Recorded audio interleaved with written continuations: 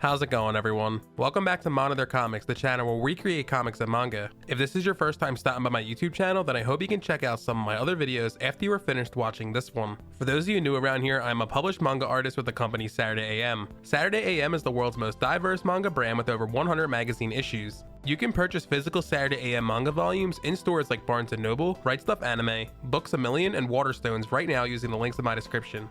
In today's video, I'm joined by a very special guest. Hello, my name is Alisa and I'm a singer-songwriter. I am currently 23 years old and I am Australian-Japanese. As for my socials, you can find me over on Instagram at alisamusic_official, TikTok at alisa.music_official, and just Alisa Music over on at YouTube. Alisa is well known for her portrayal of the character Angela Carpenter in the critically acclaimed Netflix original anime series Carole Tuesday. What's interesting about Carole Tuesday is it is an anime series that focuses on music. Most characters have two voice actors, one for their speaking role and one for their vocals. In the case of Angela Carpenter, she is portrayed by Sumire Usaka in the Japanese version and Ryan Bartley in the English version. In both the English version and the Japanese version, Alisa is credited as the singing voice for Angela. Alisa also sang the ending theme, Not Afraid, for the second half of the anime series. Outside of anime, Alisa is an active performer who has recently released a brand new EP titled Boundaries Set A. In today's video, we will hear about Alisa's upbringing, her rise to fame, and her experience working on the anime series Carole Tuesday.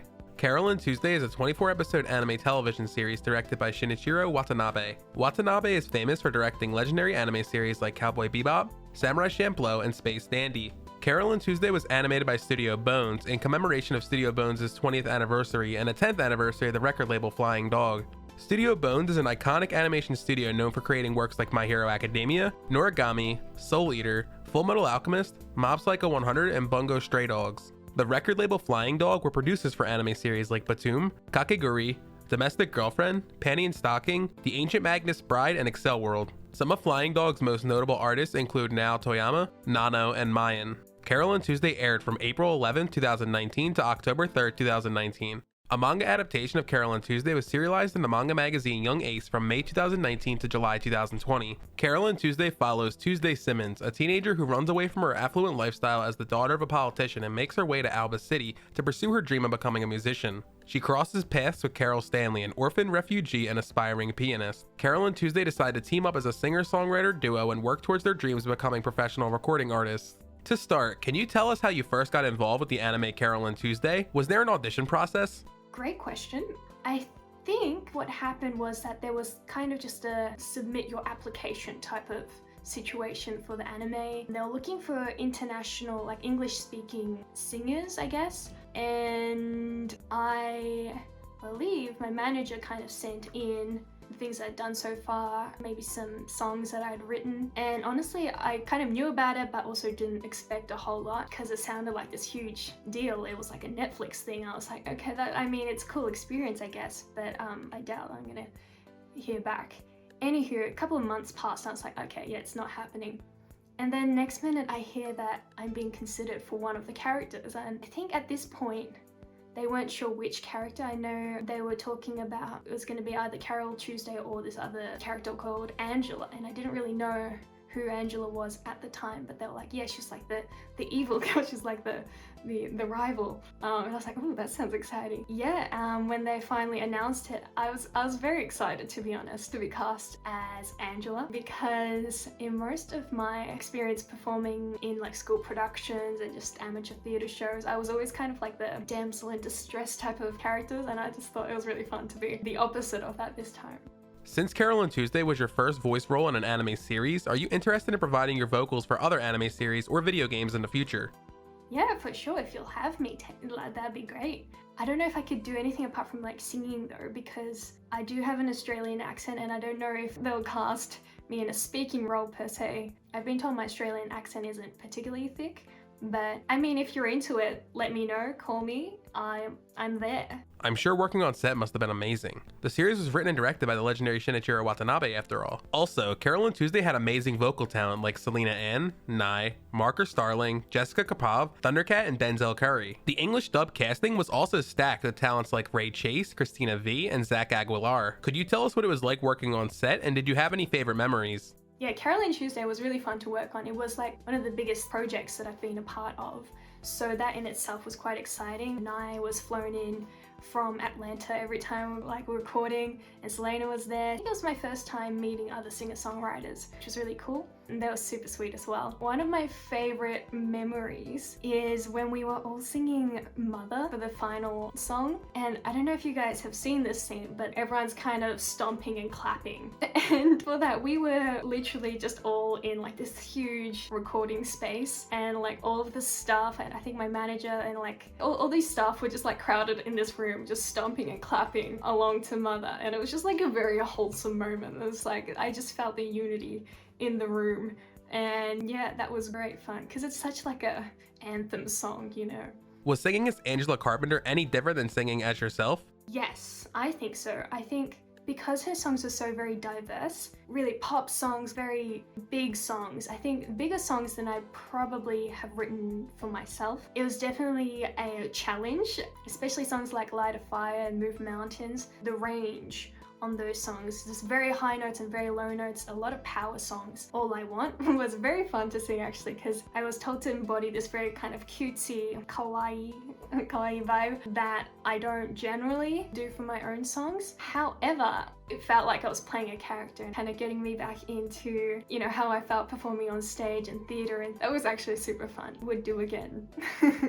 Angela's singing style, I think, was purposely, the songs that they gave her were quite, you know, diverse. I think it goes along with the storyline of her. She's supposed to be able to do anything and kind of mold herself into all these different things that are expected of her. So I think that was reflected in the music. A lot of the singing style was influenced by, I guess, the sounds in the music, the demo voices, the kind of guide vocals that they give you to indicate what kind of vibe they're going for. Sometimes it'll be like huge voices, sometimes it'll be very kind of cute, and also just similar songs, I guess. Like if it was like a big song, listen to, I don't know, like Beyonce, just because you gotta hype yourself up, get into the mood. Most of the songs were already written, already lyrics, everything, melody was done, and I just got the pleasure of singing them.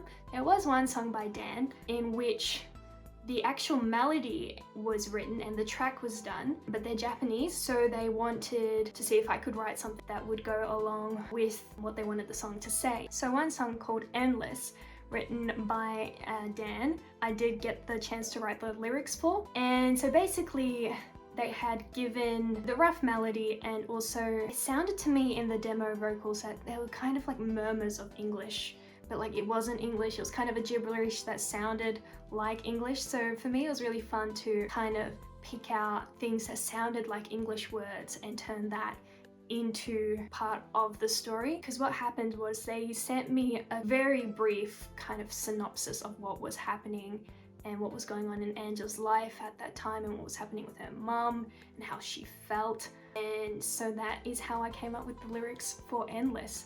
I really enjoyed writing it actually. It was very, because I like writing like dark, sad stuff, and it was like right up my alley. It was kind of almost, I don't know, like ethereal, spooky vibes, and I was just like, yes, this is my vibe, this is my jam. The character that you portrayed, Angela Carpenter, was actually my favorite character from Carole Tuesday. She starts as a child actress and model who later attempts to become a legitimate singer/songwriter. Despite starting her career with more opportunities than Carole Tuesday, she still had to struggle to reach the top. It was interesting to see the hardships and challenges that she had to face in order to learn how to accept herself and become a star. Would you say that you and Angela are similar in any way? And how did you become Angela when it was time to sing as her? Very interesting.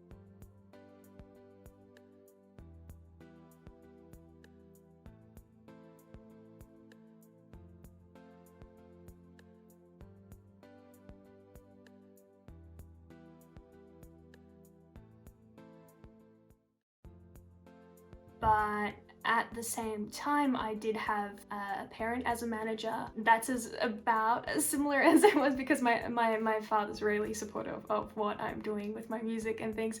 But yeah, it is a very family but work dynamic at times. So that's a similarity. How did I become Angela? I think for me it was about the music. It was about the song, but like, why was she singing that song? Was it for a performance? Was it because she was sad about something? The motivation behind that, I tried to kind of just lean into the lyrics, I guess, about how she was feeling or what the purpose of the song was. Before Carole Tuesday, you created music for your record label, Universal Studios Japan. Recently, you have even released an EP called Boundary Set A. I'm curious to know, how did Carole Tuesday impact your professional career? Carole Tuesday has really been the biggest thing in my career so far. I think everyone who's probably watching this at the moment, or anyone who really knows me online, has probably come to know me through my work on Carole Tuesday, for which I'm very grateful for. Thank you so much. Yeah, it's been huge. The anime community, the fandom, everything. Like, you guys are such like strong stands. I'm very grateful to have been a part of something like this, because you know, I get attached to the character, you guys get attached to the character, and it just feels like a bonding moment, you know. Thank you so much for, first of all, watching the show. Also, thanks so much for rooting for Angela. I do feel a personal attachment to her, just in singing all of her songs and just kind of also watching the anime itself. I've seen so many nice messages about like people saying that Angela was your favorite character, even though she seems like very uptight and just very mean on surface level. Like, she's actually this very deep person who is kind of feeling oppressed, and like everyone kind of felt sorry for her. And yeah, I think she's a great gal. So yes, thank you so much for supporting not only me but also Angela. Thank you.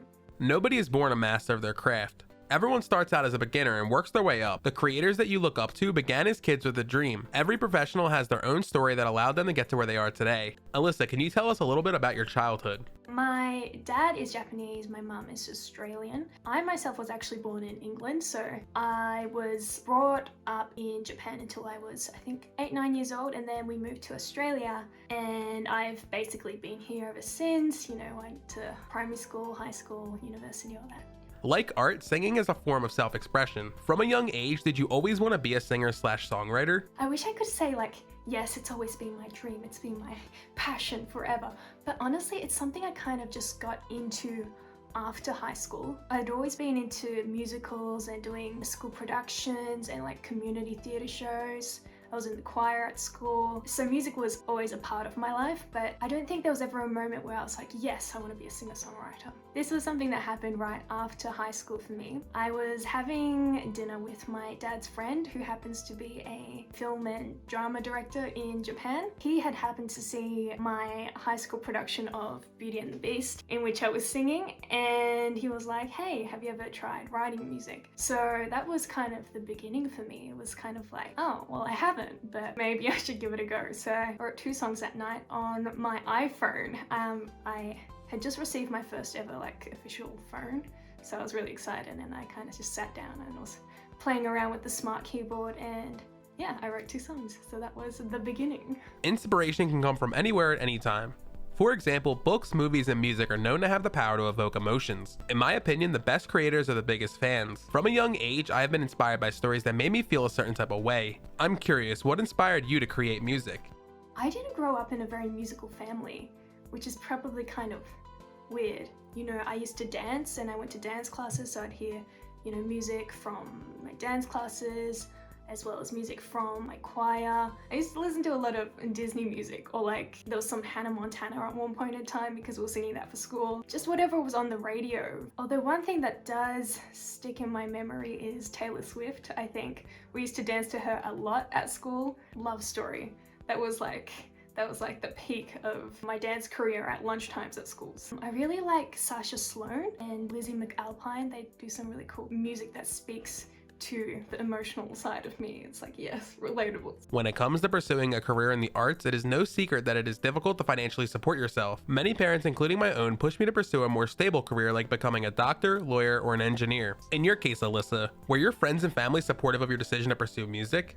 I say so, especially my dad. Currently he's my manager, so he has to be supportive of me. Yeah, they've been very supportive and kind of just being there for me whenever I need to talk. You know, also telling me don't feel like you have to be, you know, a certain way, and just kind of be yourself. I think my sister especially is very supportive of me. She was telling me the other day that she put on my album and was just dancing around the house. And yeah, my friends as well. They're always asking me how everything's going and very supportive.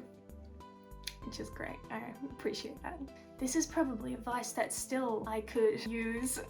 Just, I guess, be yourself. Don't feel like there are expectations that you have to meet. It's so easy to get caught up in what you think being a singer-songwriter is and what you have to look like and sound like, whereas really it's one of the most artistic, creative careers out there.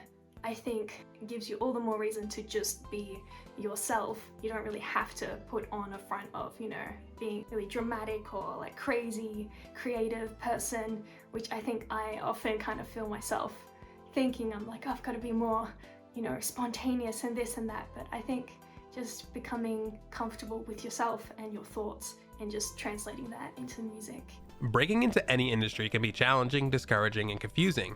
To become a professional comic artist, you need to build a fan base, grow a social media presence, or have your work published or licensed. There are so many different paths to success that it can seem overwhelming for a creator who is just starting out. I don't know too much about the music industry, so can you shed some light on how you got your start? I think that the biggest moment was after that dinner with my dad's friend, who's a director. I wrote a song or two and he liked them, and he asked me to try writing a song for this drama series that was coming up he was directing. And I was kind of like, oh yeah, cool. Like, I didn't really expect anything of it. The request was just a dark song. It was like, just make it dark and kind of sinister, I guess. So I did that and he really liked it. And yeah, it was used as the theme song for this drama that director Tsumi put on. So that, I think, was probably the defining moment as like, oh wow, maybe I can actually make something out of this. And yeah, that really got me excited because it wasn't something that I had thought about previously, but I was kind of thinking, wow, maybe this is something that I can do, and here we are.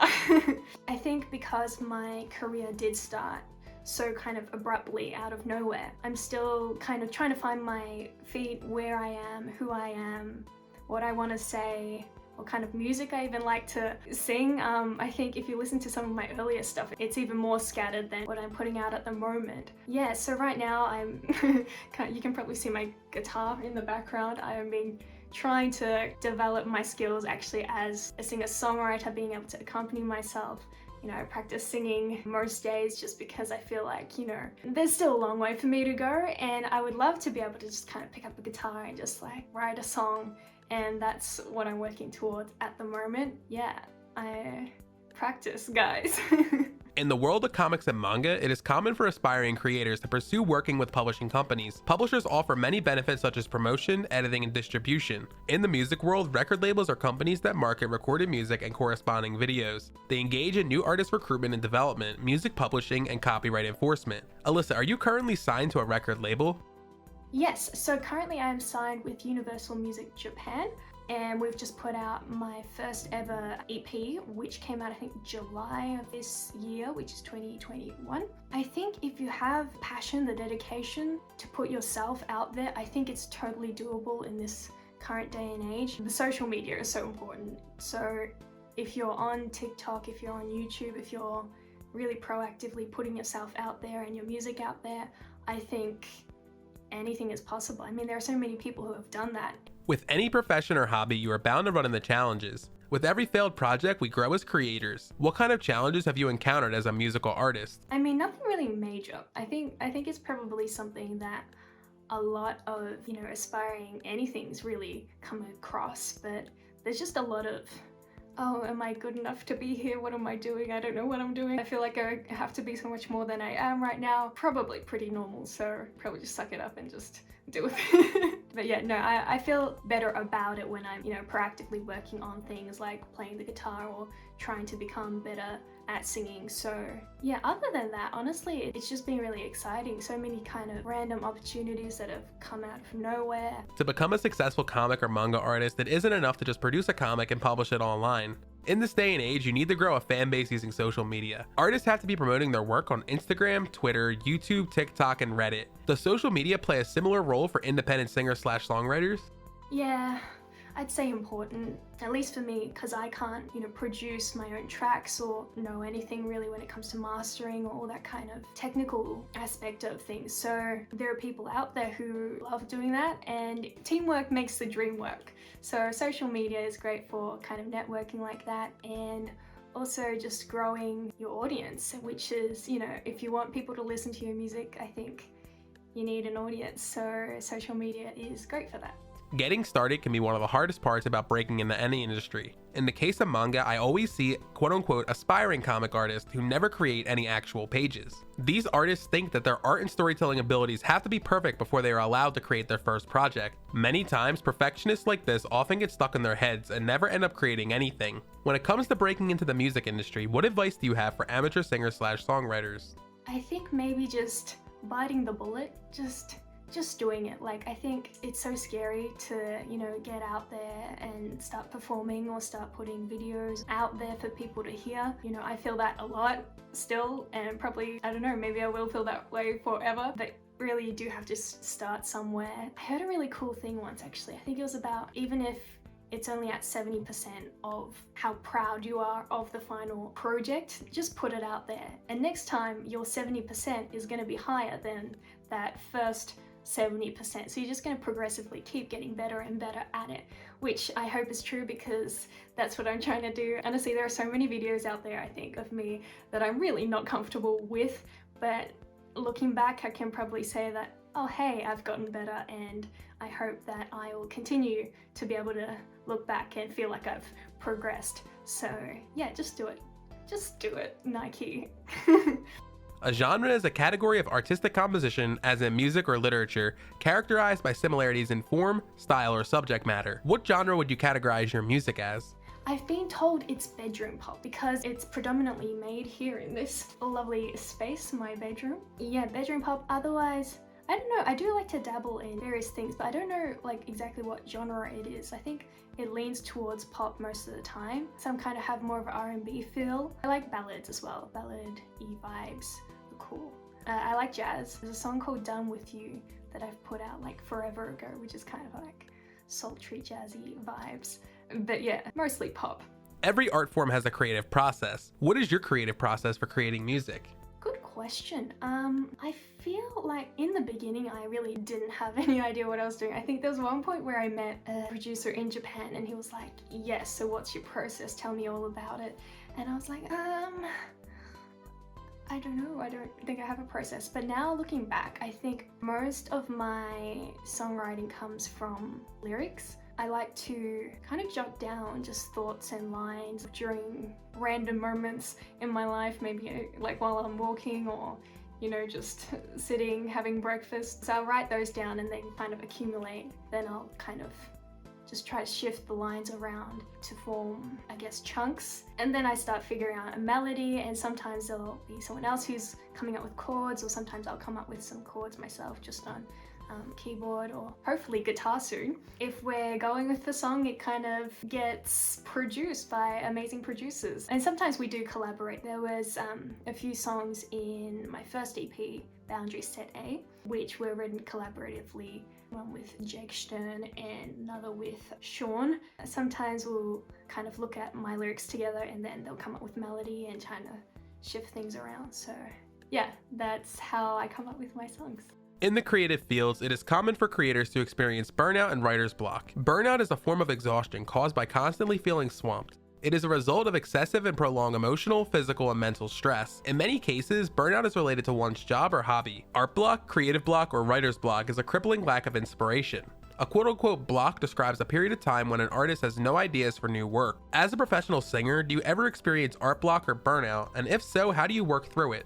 Yeah, for the most part, I haven't had to have too many deadlines in writing songs. There was maybe one song, I think when I was writing Practice Match, I was kind of faced with a deadline on that one. But apart from that, I have ample time to kind of sit and write my songs. So if it's not happening, I just won't write. If I do have a deadline and I have to get something down, like I did with Practice Match, I think looking back at old notes or just thinking about all the feelings that you felt that day, if you find even just one thing that you want to write about, just expand upon that and hope for the best. I think once you get started, maybe get in that feeling, you can kind of expand upon it and find, well, this feeling relates to this, and kind of it just eventually comes into a whole song.